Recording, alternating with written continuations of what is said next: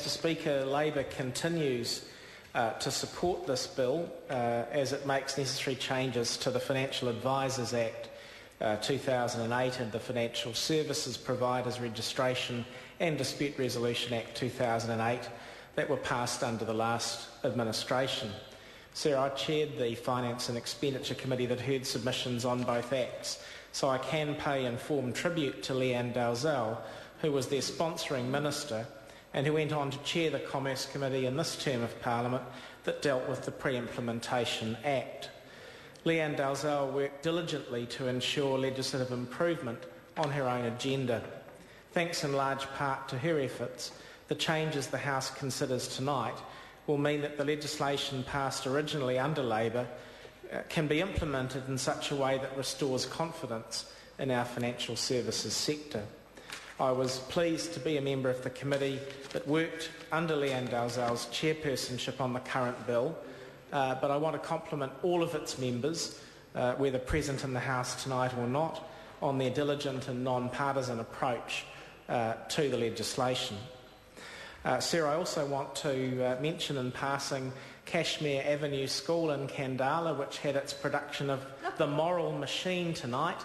I had applied to our whips for leave to attend that, to support that very fine school, but unfortunately the Financial Services Providers Pre-Implementation Adjustments Bill, along with duty, called, and I was unable to do that, but I did want to make sure that there was at least a reference in the Hansard to that fine school and their creativity. Sir, the bill is important because the changes that it will make to our financial services regime are about protecting everyday investors. Mum and Dad do deserve not to be exposed to a predatory environment. Never again, if we pass this legislation, will this country have to put up with the lack of regulation in our markets that in recent years has seen the collapse of finance companies, resulting in families losing their life savings and their homes. Sir, this bill will not outlaw risk. No bill should or could. But it will have the effect of assisting people to achieve more robust financial advice and making sure that that is available to them in the future. But we must remember in passing that this is by no means by way of lessening the harm that's already been done.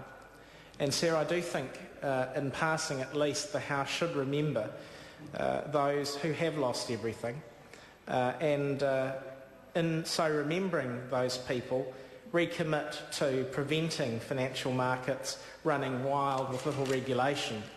We do owe it to those so badly affected by finance company failures not to let that situation ever repeat itself. So the changes to the bill that the Commerce Committee has recommended are extensive and they are technical. I don't propose to traverse them all in this speech. They will be exhaustively canvassed along with the provisions in the supplementary order paper that the Minister has proposed in the committee stages, which as a result of the urgency motion the House has just passed will be considered tomorrow. But I do want to summarise the key points that the committee made in its report. The changes that the committee recommended will attempt to ensure that people have better access to robust financial advice so as to avoid situations where uninformed investment leads to massive harm. There are three main ways that this will be done if the committee's recommendations are adopted. First, a qualifying financial entity will have to name all of its contractors whose advice it will become responsible for, instead of there just operating a presumption that the QFE is responsible for all advice. Secondly, the bill, as amended, will allow contractors of the qualifying entities, rather than just the immediate employees of the entities, as is the status quo, to provide financial advice on complex investments without them having to be individually licensed. Thirdly, both contractors and employees will have the ability to provide advice for products which the entity promotes under the Securities Act. At the moment, this can only be done for products that the entity actually issues, not for products promoted by them. So in combination, these three principal changes will combine to reduce costs and increase efficiency, and hopefully ensure that advice is readily available to those participating in our financial services industry. Sarah, it is a sensible bill, and I do commend the House for working so constructively to find solutions to protect mum and dad investors and vulnerable consumers in our financial services industry. And I want to congratulate Simon Power because he's clearly recognised that there is a power imbalance between the company operating in the finance industry and the ordinary consumer. It is obvious that there is a need to protect those more vulnerable parties when these deals are being made. There is an obvious asymmetry of information and a massive imbalance of skill, and it is important that we make sure that we protect the ordinary investor when we try to regulate the industry. But I do wonder why, if the government can see the importance of that imbalance in this sector, or at least in this part of the financial services industry, and acknowledge the severe consequences which can result from inadequate regulation in this case, why it can't apply that approach across the board. It is all very well to protect the sort of investors who were so badly tricked by companies like Blue Chip and had their saving lost as a result. And indeed, as I've said, that's a good thing. I'm glad that Parliament is addressing those issues.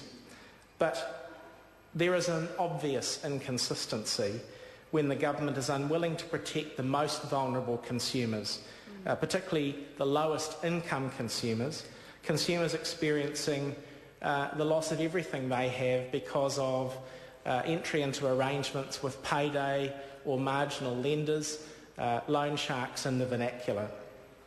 And I am astounded that members of the government have expressed the indication that they won't be supporting my colleague Carol Beaumont's credit reform responsible lending bill to a select committee at the next Members' Day.